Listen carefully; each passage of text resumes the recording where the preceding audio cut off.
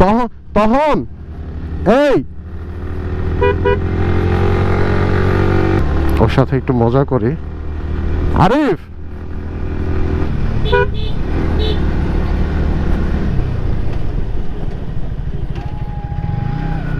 যখন power loss হইব তখন তরু ভাইয়ের মতো, চকলেট ব্যাগে তরু ভাইয়ের মতো ডাবল পিক আপ মারবা, ডাবল পিক আপ, তাহলে ঠিক হয়ে যাব। হ্যাঁ,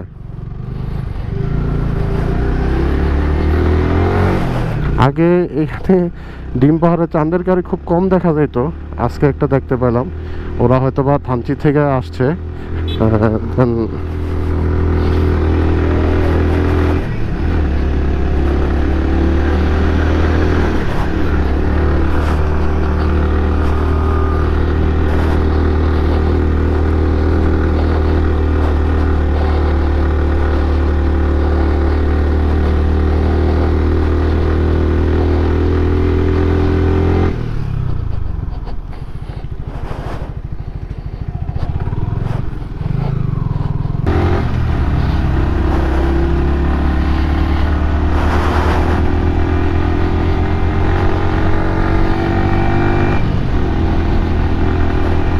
এই সেই তিন্দুর রোড, আমরা চলে আসছি তিন্দুর রোডের কাছে। হ্যাঁ, তিন্দুর বোটটা হলো এখানে তো ছিল তিন্দুর বোট। এখন কি চাঁদের গাড়ি কি তিন্দুতে যায়? ওএমজি, তিন্দুতে চাঁদের গাড়ি যায় কিভাবে সম্ভব? তিন্দুতে চাঁদের গাড়ি যায়? ও হ্যাঁ, যাইতে পারে, তবে পর্যটক নিয়ে এইভাবে তিন্দুতে যায় ওটা কখনো চিন্তা করি নাই। এই যে তিন্দুর বোট ছিল, বোট তো ভাঙা ফেলছে। হ্যাঁ, সামনে যাইবা? সামনে একটা প্লেস আছে ডাইন সাইডে। হ্যাঁ,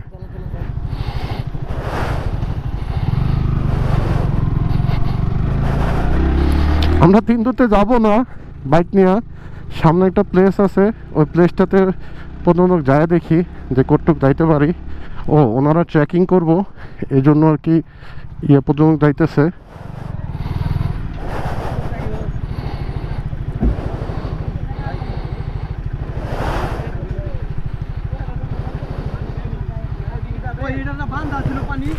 সামনে অব্দি যাব। হ্যাঁ, ডান পাশে একটা রোড গেছে না?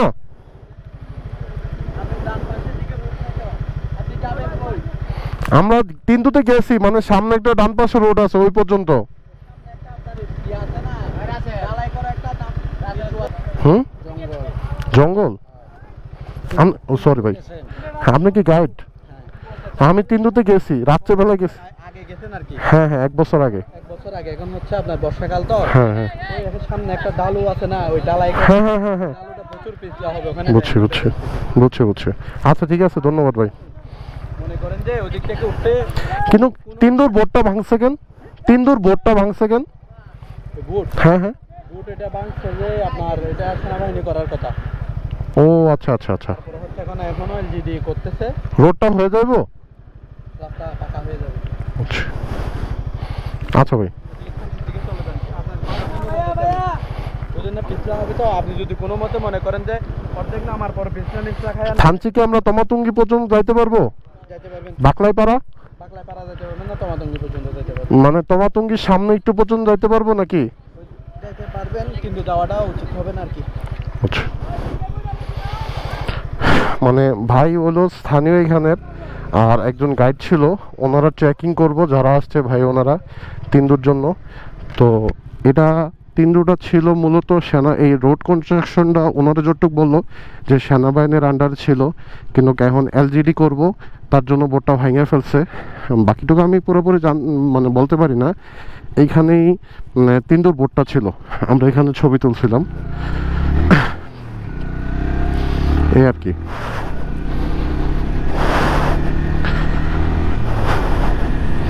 এক বছর আগে আমি আর শরীফ সন্ধ্যার দিকে ঢুকছি তিন্দুতে।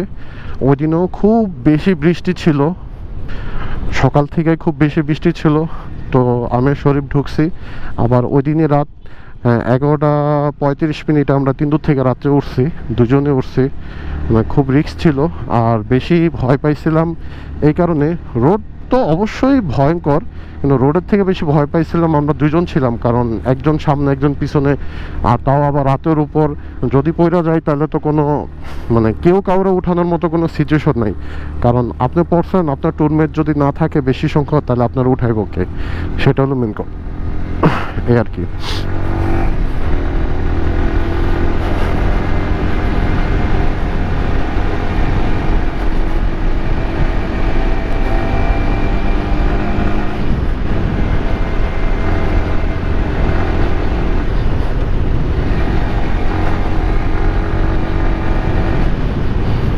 আমরা এবার ঢুকবো ডিম পাহাড়ের 3 ডিম দেখার জন্য।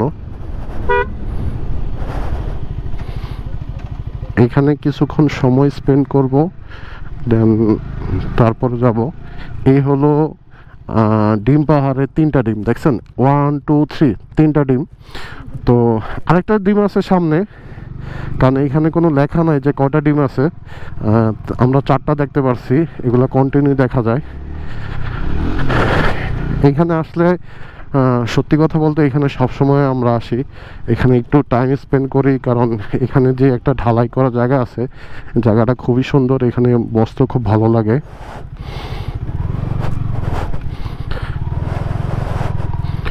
তবে এটা আর্মিদের সংরক্ষিত এরিয়া।